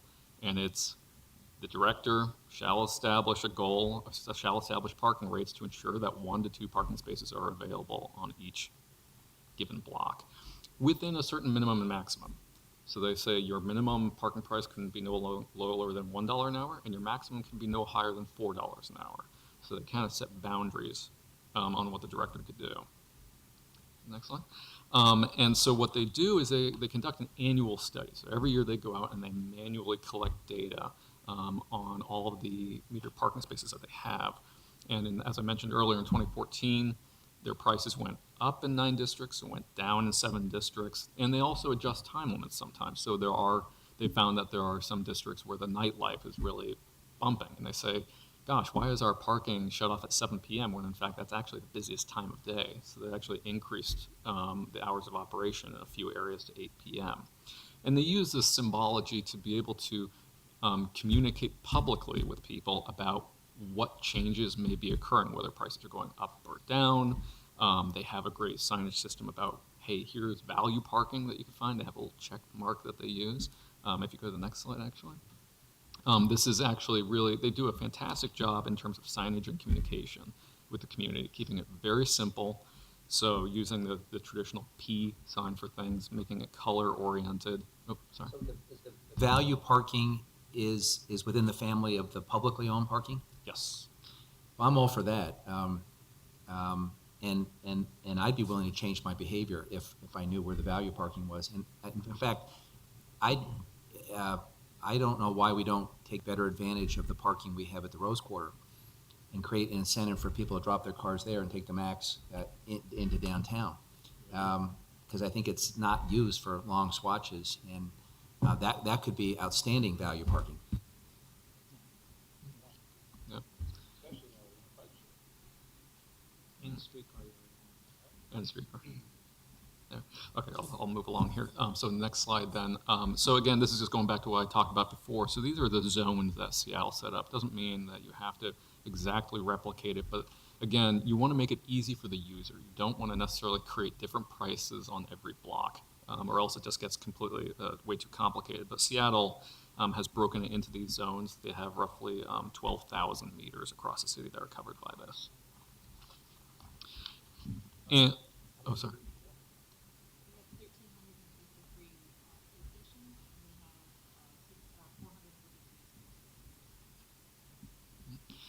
And their process for setting pricing is very transparent. And the way it works is every year they go out and do a count. So let's say on a given block, if they say, hey, our occupancy is between 70 and 85%, golden, don't change anything, everything is fine. If it's between 65 or 70%, 85 to 90% on the fringes, they say, you know what, let's wait a year. We'll see how it goes. We want to be cautious about it so it doesn't lead to wild fluctuations in prices or sudden ones. But if things are way over-occupied, so if you have a 95% occupied block or a 50% occupied block, then you have changes are made that year. But again, it's only once a year, so it's not necessarily every day. And lastly, this is really kind of the core product that a lot of times you see that come on a district-by-district basis. So you can see that what they produce, you can see the data that they're using. It's done in a very pleasing visual way that people I think can easily take in. It's very symbol oriented, and it allows people to see the data behind it and why changes are potentially being made one way or another, or if no changes are being made, which often happens. So the committee recommendation at the end of the day was to develop a performance-based parking system, establishing performance targets behind these. Really importantly, coordinating the on and off street parking. So as we discussed before, if off street parking is overpriced in some areas, reducing that, and adjusting as necessary. And let me flip over to here. Let's see. And so so ultimately, staff is seeking council direction to explore this performance-based system. So one question about Seattle, I haven't heard noises from the north. Is this relatively well accepted by the business community there, the storefronts, the neighborhoods? What's the political temperature of this issue in Seattle after how many years of using this system now? So this was originally adopted by the city in 2010. First year was 2011. So the benefit that Portland has is that Seattle's kind of you've given them the chance to kind of run through it and experience the problem. Same thing with San Francisco, same thing with City of Berkeley and other locations. But to answer your question though, initially when they started going into the program, they didn't have the same system in place they do today. that they did, for example, back in 2012, 2013. So when they were initially testing this out and improving the process, yeah, they did have some problems with businesses, which is why they refined the process the way they did. So I think they actually have a very good rapport with businesses now, or much better than they used to. Same situation in San Francisco I can speak to. Initially, when they rolled out the program, businesses were very skeptical of it. It's now very supported. Same thing in Berkeley, on their Go Berkeley program. So it's something that I still firmly believe needs to be communicated effectively. You can't just drop it on people's laps and say you're going to take it. Was But the skepticism largely because people thought it was just a smokescreen or a Trojan horse for getting more revenue rather than managing the market? yeah, I mean, oftentimes that is the case. It's that this is an attempt at a money grab rather than other goals. And it's very important for when you're communicating this with the business community to say, look, this is really designed to help you as a business. It's not designed to generate money. Although if you do generate revenue from the program, you always can push that back into the community in a variety of ways. From that experience there and then our own. I mean, we've been through this a couple of times with the parking lid and then CCTMP. It was once said of Elsa Coleman, who was the deputy director of PBOT, who led the CCTMP, that never has one woman made more men rich over their objections. Because all those business people were objecting to, the parking regimen. And of course, what it did is circulate more people through the central city in less cars, and it took a while for people to see that. So the more we can bring people along at the front end, rather than having to prove that we were right through a hail of controversy, I like that other plan better. Right. No, absolutely. So learn from Seattle and try to get that. Absolutely. And everyone here, I mean, staff here, you have a very capable bunch of people who communicate effectively with Mayor Catherine Snyder up in Seattle, as well as the SF Park people down in San Francisco. So I think you have a really good knowledge base here about kind of the lessons learned. Any other comments?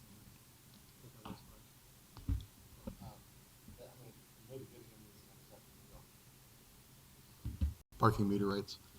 Because it seems like implicit in all this is an assumption that we're going to go to 24-hour operations. Is that correct for our meters? That's not no, I don't think so, not yet. No. Smart Park is already 24/7, but not.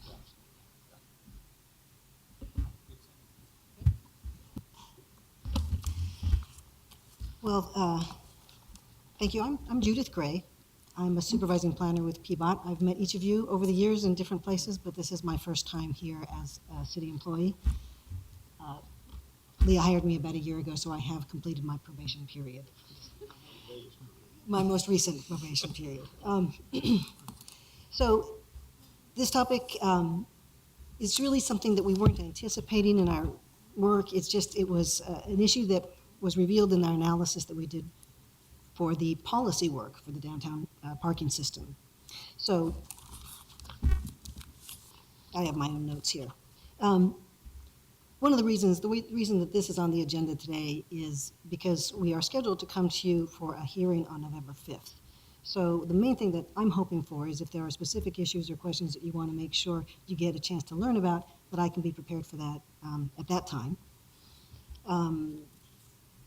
So this will be somewhat abbreviated. I can bring more information. I'll expect to bring a little more information in November.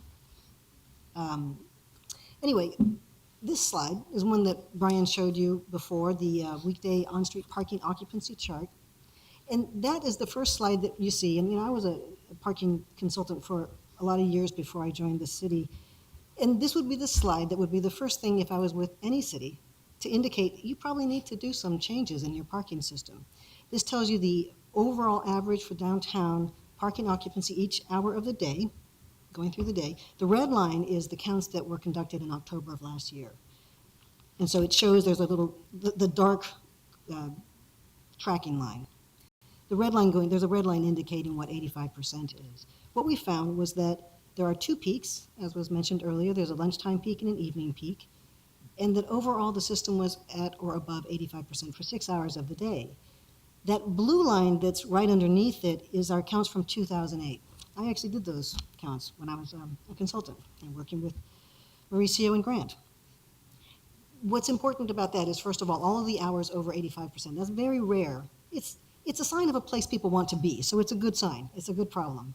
To have two peaks is a sign of a strong downtown. We have an evening and a day and a midday. Not every city has that. Nonetheless, it shows really excessive demand for several hours of the day. And importantly, those 2008 counts probably informed a meter rate increase in 2009. And so when I look at this, I see that since 2009, the parking occupancy is higher almost the entire day than it was 6 years ago. And that has overcome both a meter rate increase and a recession. So this is very strong demand showing here. It's not surprising when you see how much growth has happened. The parking occupancy over 85%, the next slide. I want to just, Brian talked about this, but this is not an arbitrary measure. I call it parking nirvana. If I'm a business owner in a downtown area, I would like it to always be at 85% full. That means I've got an active environment, but there's still room for the next car. Remember, the chart before showed 90% during the peak, but that's an average overall. There are some areas, several areas, that are peaking at about 95% full. If I'm a business owner, what's happening is my customers are very frustrated by the time they get to me, if they do manage to get to me.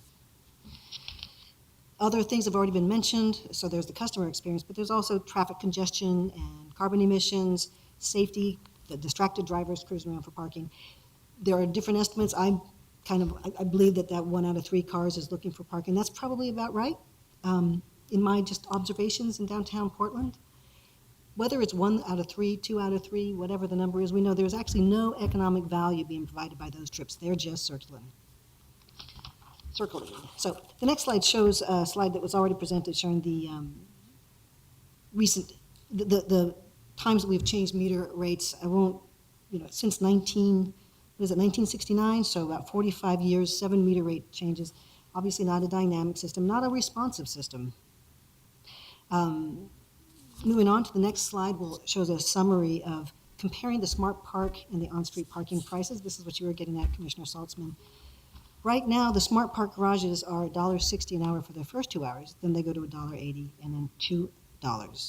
So that means that for people who want to park for a little longer, actually have a price incentive to park on street instead of in the Smart Park garage. That is entirely contrary to our policy objectives, and actually the policy objectives in basically any downtown I've ever experienced.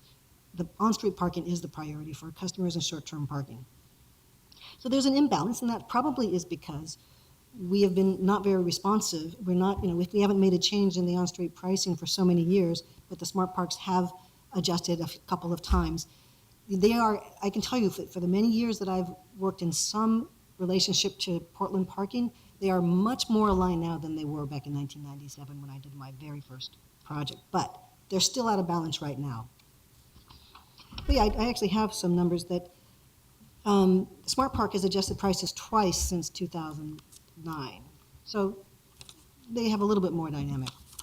There's not many places where you can park for 5 hours downtown. True. That's true. Yeah, the majority of the spaces are much shorter time frame. There are some 3s, though, and even in the 3rd hour, there's an imbalance. A few 3s, a few 5s, but not many, you're right, which is good.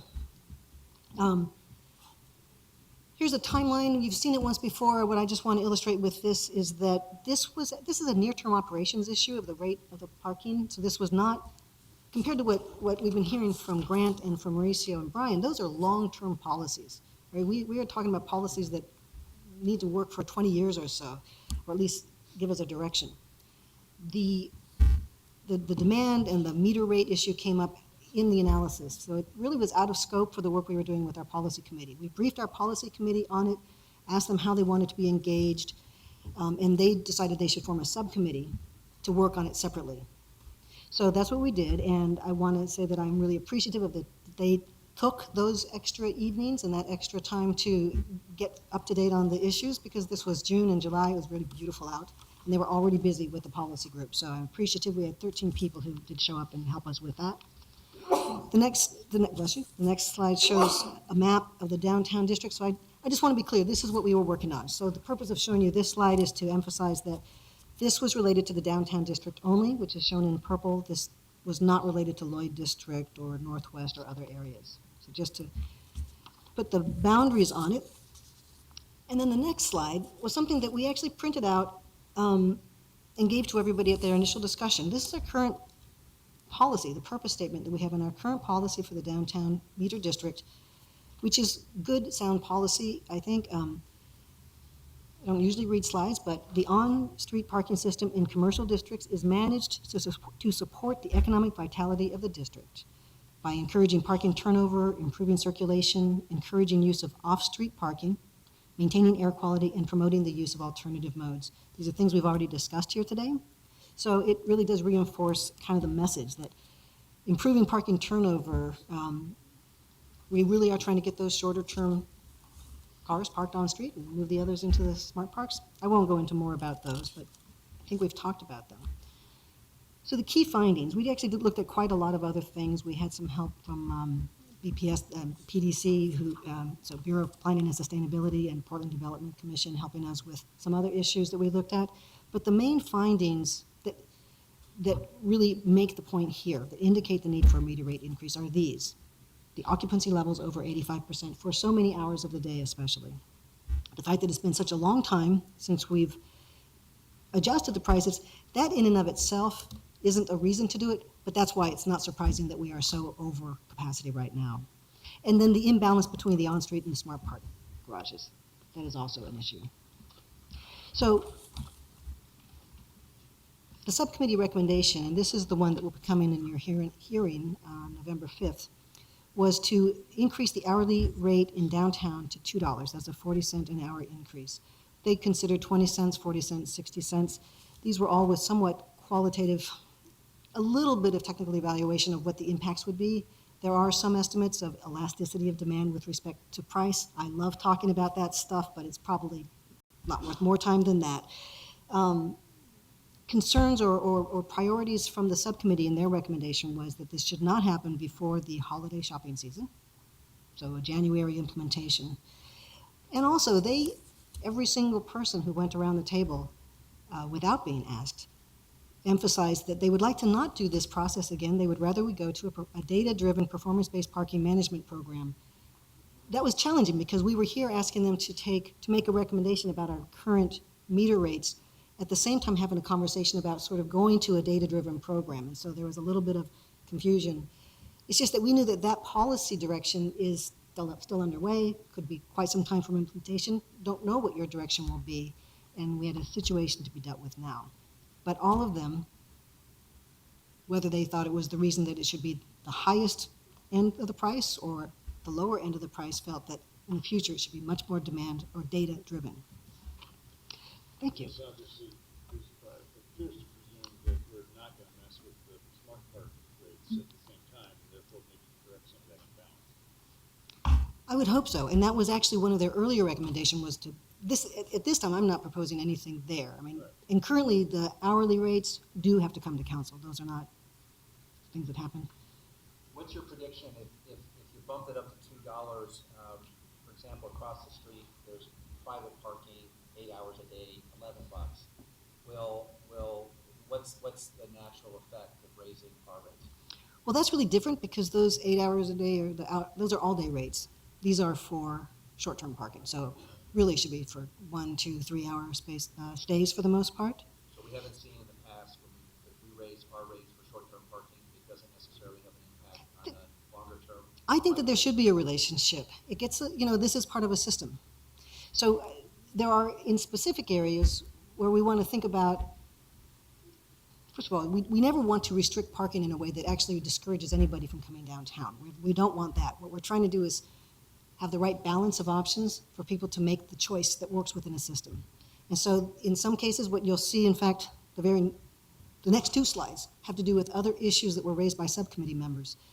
And so I'm going to, if you don't mind, I'll wait and get to that one. So the first one was from the representative of the downtown retailers who was representing both the Portland Business Alliance and Pioneer Place, was concerned about the perception for our customers if we increase the rates. This is, of course, the most common concern that we hear in any downtown when we talk about any kind of parking restriction. So it's important At the same time, remember that that 85% occupancy threshold is about providing a better customer parking environment. We also have smart park garages available if people are very price sensitive or want a somewhat longer stay. The more important issue was that in looking at some of the other data analysis we had done, which I've got on the next slide, this is again thinking about the customer perception, the customer experience. We had done some analysis to see what the average duration of stay is for people who are parking on street. So this chart shows for different types of spaces. The red line, the red bar is for 1 hour spaces, the orange is for 90-minute spaces. So the data analysis was done by type of space. But you'll see that for 1 hour, 90-minute, and 2 hour spaces, really the average duration of stay was about 90 minutes. So in conjunction with the change to the meter rate to get to that 85% occupancy level, the subcommittee recommended a staff change, because this is something that operations currently can do, to change the mix of time stay limits on the street, just to make it a better customer service environment.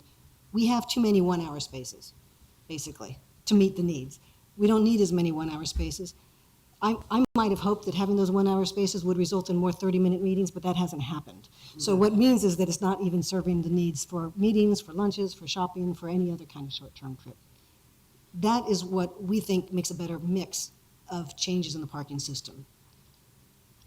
The next issue had to do with Old Town. We heard this from the representative of Old Town Chinatown, who was representing her constituents, that the pricing was a challenge for those businesses. That's actually one of the areas that had some of the highest demand. They have a lot of nightlife. One of the things we found about Old Town was when looking at the Smart Park Garage in Old Town, the Portland Development Commission had just happened to have done a survey of people using the garage and had found that about 60% of the people using the garage are employees, either using monthly permits or paying the all-day rate. Only 2% of the people using the garage were actually downtown to shop. So the problem, the commuter parking pattern is to come in around 9 o'clock, and it's filling up by 9:30. By the time customers are coming for lunch, there's no parking available in the Old Town garage. A staff response to that, which we can do and has already begun, is to increase the daily rate at the Smart Park Garage to discourage, to keep some of that space open for customers to come in at 10 or 11.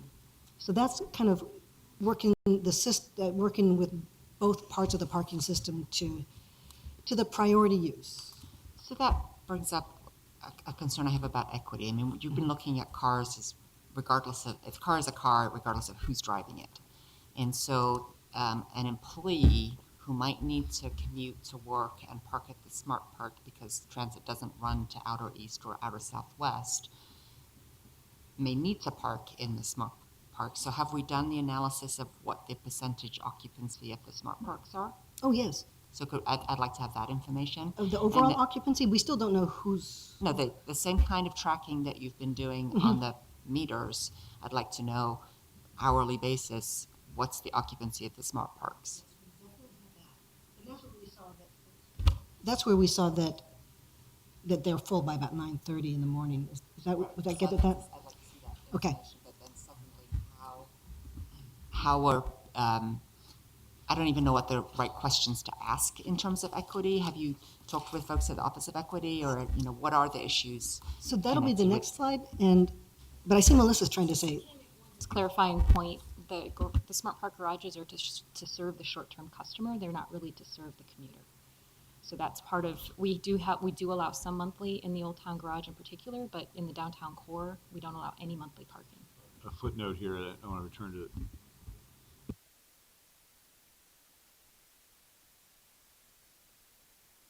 To be more about customer parking and less about employee parking. It might be a good idea, since we're also trying to foster the renaissance of Old Town Chinatown, and there are a whole bunch of new employers arriving there, whether they're hotel workers or architects.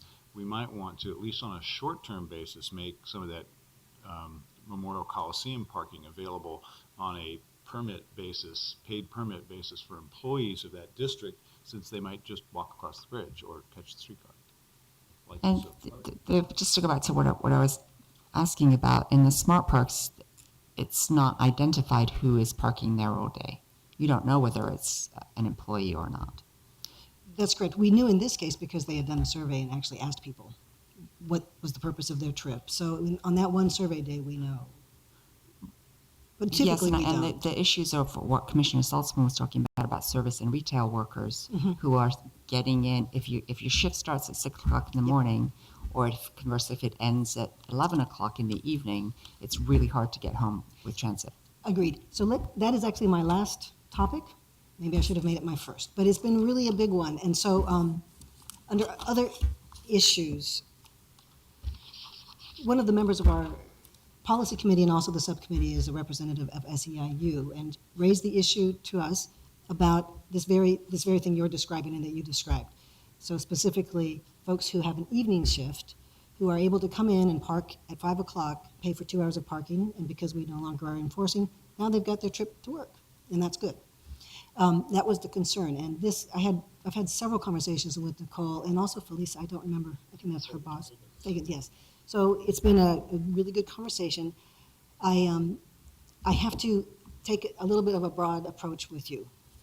I've learned a lot, and I may learn more. But at this stage, and we've talked a lot about it at the staff, and it's been well informed by input from those conversations.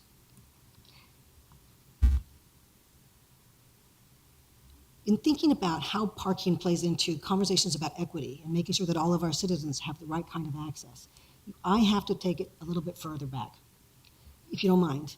Part of it has to do with the cost of housing, so really back.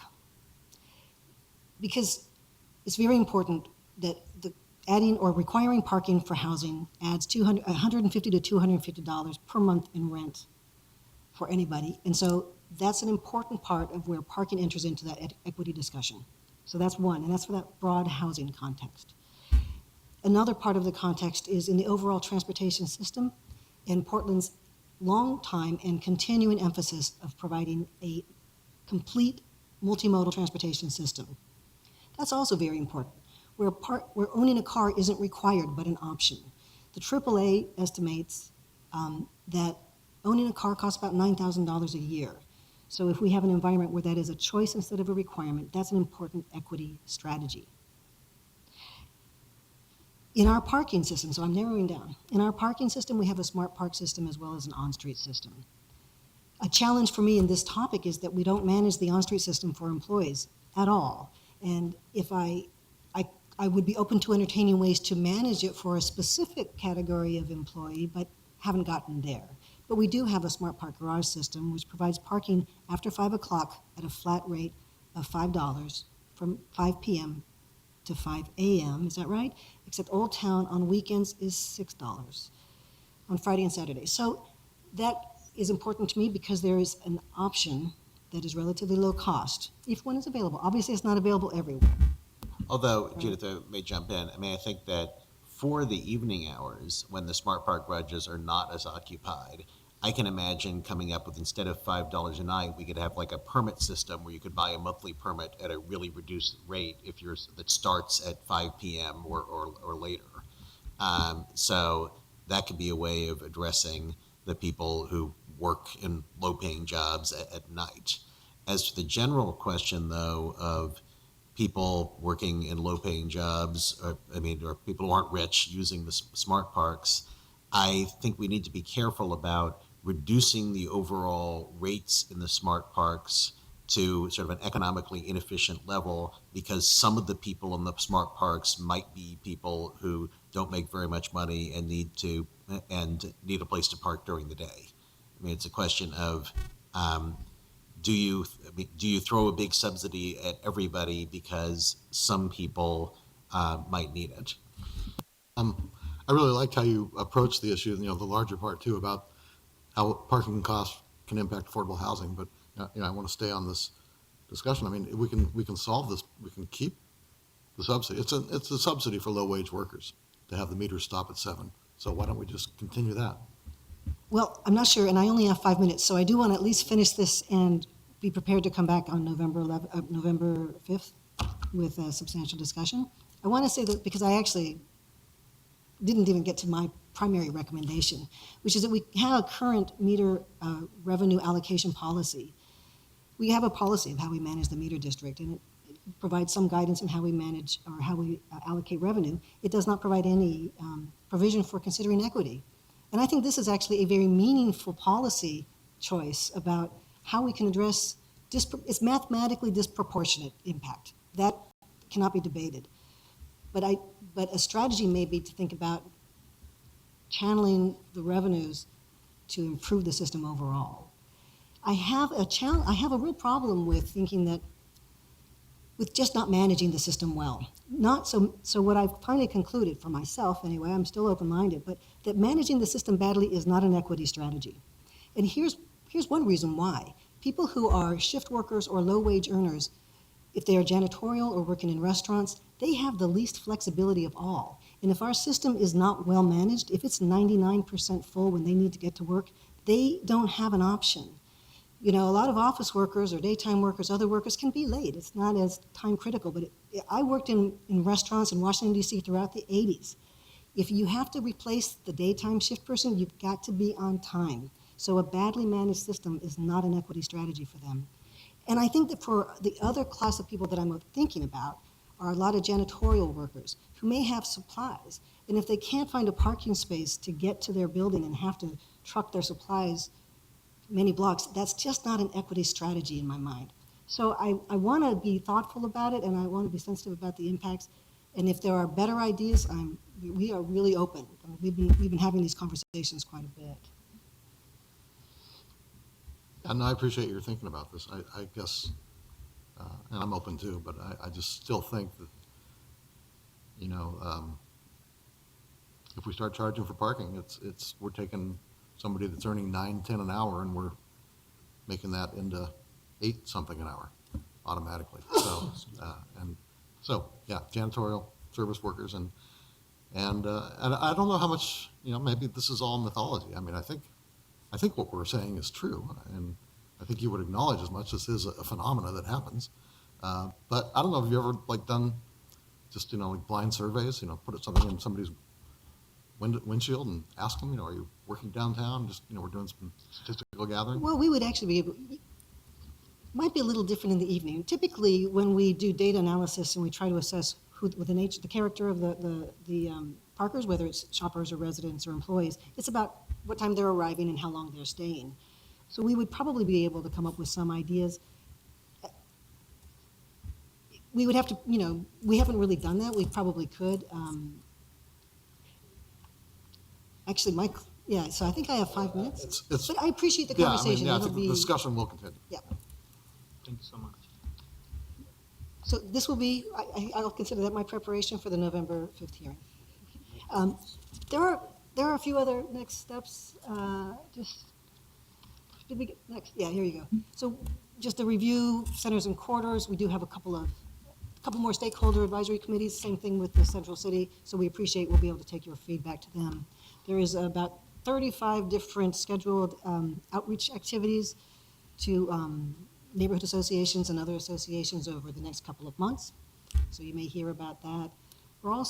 We have a JLA public involvement doing some stakeholder outreach for us, is that right? Stakeholder interviews, so this is a really important time for us to be able to have your feedback, take it into those public community discussions, and then be able to come back. So, Can we get a list of the stakeholder advisory committee yes. members? Oh, yeah, sure. Good work, Thank you. Commissioner. Thank you for your time. Thank you. Good work. It covered a lot of material in a short time. Thank you. Good work. Yeah, let's go catch Storm Watch. Go sing along with Storm.